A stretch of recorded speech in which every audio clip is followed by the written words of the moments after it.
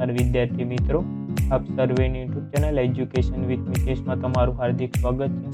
तो आज આપણે વાત કરીશું કે ધોરણ 6 ના વિજ્ઞાન વિષયના પાઠ નંબર 9 વિદ્યુત તથા પરિપથ પાઠના સ્વાધ્યાય સોલ્યુશન પ્લસ સમજૂતીની। તો ચાલો આપણે વિડીયોને ચાલુ કરીએ। વિડીયોને ચાલુ કરતા પહેલા તમને નમ્ર અપીલ છે કે જો તમને વિડીયો પસંદ આવે તો લાઈક કરી દેજો, શેર કરી દેજો અને અમારી આ ચેનલને સબસ્ક્રાઇબ કરી દેજો।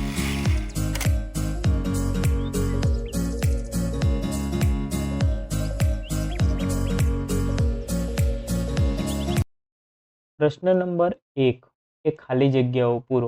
तो प्रथम प्रश्न है कि वीज परिपथ ने तोड़वा माटे वपराता साधन ने खाली जग्या कहवाय छे। तो वीज परिपथ ने तोड़वा माटेना साधन ने स्विच कहवाय छे। बीजू आवशे कि विद्युत कोष में खाली जग्या टर्मिनल होय छे। तो विद्युत कोष में 2 टर्मिनल ध्रुव होय छे। बीजू आवशे कि नीचेना वाक्योना साचा छे कि खोटा तेनुं निशान करो। तो विद्युत प्रवाह धातु मांथी पसार थई शके छे। तो आपेल विधान साचुं छे। बीजो आवशे कि विद्युत परिपथ बनाववा माटे धातुना तारने बदले सणनी दोरी वापरी शकाय एटले के दिवासળી वापरी शकाय। तो खोटुं छे। विद्युत परिपथ बनाववा माटे धातुना तारने बदले आपणे दिवासળીની સળી ना वापरी शकीए। तीजुं छे कि विद्युत प्रवाह थर्मोकोलनी शीटमांथी पसार थई शके छे। तो आपेल विधान खोटું છે કે વિદ્યુત પ્રવાહ જે થર્મોકોલની શીટ હોય તેમાંથી પસાર થઈ શકે નહીં। નંબર 3 સમજાવો કે આકૃતિમાં દર્શાવેલ સ્થિતિમાં બલ્બ શા માટે પ્રકાશિત થઈ શકતો નથી। તો આપેલ આકૃતિમાં આપણે દર્શાવવાનું છે કે આકૃતિમાં દર્શાવેલ સ્થિતિમાં બલ્બ શા માટે પ્રકાશિત થઈ શકતો નથી। તો આકૃતિમાં દર્શાવેલ વિદ્યુત પરિપથમાં ટેસ્ટરનો જે હાથો છે તે પ્લાસ્ટિકનો હોય છે। પ્લાસ્ટિક વિદ્યુતનો અવાહક પદાર્થ છે, તેથી વિદ્યુત પરિપથમાં A અને B વચ્ચેનો ભાગ સળંગ વાહક તારથી જોડાયેલ નથી। આમ વિદ્યુત પરિપથ પૂર્ણ નથી, તેથી બલ્બ પ્રકાશિત થશે નહીં।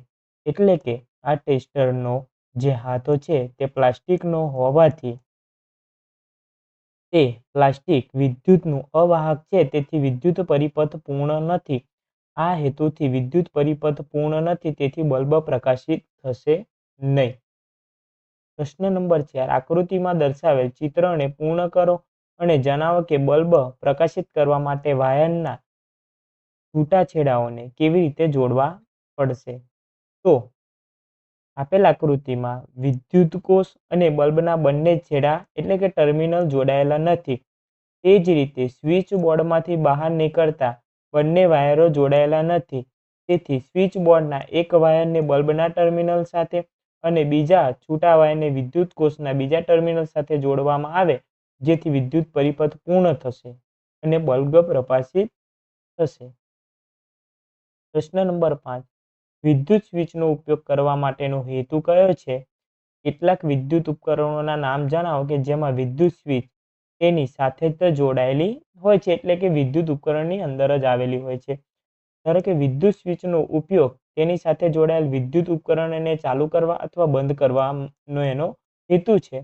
વિદ્યુત સ્વિચ ઉપકરણમાં તેની સાથે જ જોડાયેલ હોય તેવા ઉપકરણોની યાદી નીચે મુજબ છે।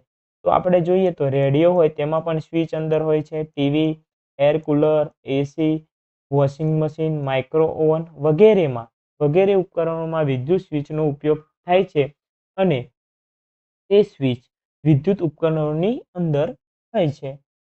પ્રશ્ન નંબર 6 કે આકૃતિમાં સેફ્ટી પિનને બદલે જો રબર લગાવવામાં આવે તો બલ્બ પ્રકાશિત થશે। તો આપેલ આકૃતિમાં જે આ સેફ્ટી પિન છે તેની જગ્યાએ જો રબર લગાવવામાં આવે તો આ બલ્બ પ્રકાશિત થશે। તો સાચો જવાબ આવશે કે ના, બલ્બ પ્રકાશિત થશે નહીં, કારણ કે સેફ્ટી પિન વિદ્યુતની સુવાહક છે, જ્યારે રબર એ વિદ્યુતનું અવાહક છે, જેથી રબર મૂકવાથી વિદ્યુત પરિપથ પૂર્ણ થશે નહીં, આથી બલ્બ પ્રકાશિત થશે નહીં। પ્રશ્ન નંબર 7 શું આકૃતિમાં દર્શાવવામાં આવેલ પરિપથમાં બલ્બ પ્રકાશિત થશે। આપેલ આકૃતિમાં જો બલ્બ પ્રકાશિત થશે તેનું આપણે કારણ જણાવવાનું છે। તો ના, બલ્બ પ્રકાશિત થશે નહીં, કારણ કે વિદ્યુત કોષના ધન અને ઋણ ટર્મિનલના જુદા જુદા વાયરો વાયર બલ્બના જુદા જુદા ટર્મિનલ સાથે જોડાવાને બદલે બલ્બના એક જ ટર્મિનલ સાથે જોડાયેલ છે, તેથી વિદ્યુત પરિપથ પૂર્ણ થતો નથી, જેથી બલ્બ પ્રકાશિત થશે નહીં. પ્રશ્ન નંબર 8. કોઈ પણ વસ્તુ સાથે વાહક ટેસ્ટરનો ઉપયોગ કરીને એ જોવામાં આવ્યું કે બલ્બ પ્રકાશિત થાય છે, તો શું આ પદાર્થ વિદ્યુત સુવાહક છે કે વિદ્યુત અવાહક તે સમજાવો. જો એ પદાર્થ વિદ્યુત સુવાહક છે, કેમ કે કોઈ પણ વસ્તુ સાથે વાહક ટેસ્ટરનો ઉપયોગ કરવાથી બલ્બ પ્રકાશિત થાય છે, કે એટલે કે પદાર્થ વિદ્યુત સુવાહક જ હશે.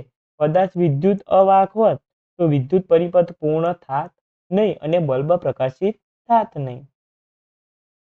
પ્રશ્ન નંબર 9. તમારા ઘરમાં સ્વિચનું સમારકામ કરતી વખતે ઇલેક્ટ્રિશિયન શા માટે રબરના મોજા પહેરે છે તે સમજાવો. તો ઇલેક્ટ્રિશિયન ઘરમાં સ્વિચનું સમારકામ કરે છે ત્યારે સ્વિચનું બોર્ડ ખોલીને વાયર ચેક કરે છે. આ વખતે હાથ ખુલ્લા વાયરને અડકી જવાની સંભાવના રહે છે.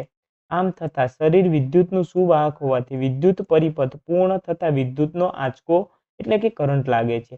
જો ઇલેક્ટ્રિશિયન હાથમાં રબરના મોજા પહેરેલ હોત તો ખુલ્લા વાયરને મોજા પહેરેલ હાથ વડે અડત તો પણ રબર વિદ્યુતનો અવાહક હોવાથી પરિપથ પૂર્ણ થતો નથી અને આંચકો લાગત નહીં. આથી ઇલેક્ટ્રિશિયન સ્વિચનું કામ કરતી વખતે રબરના મોજા પહેરે છે.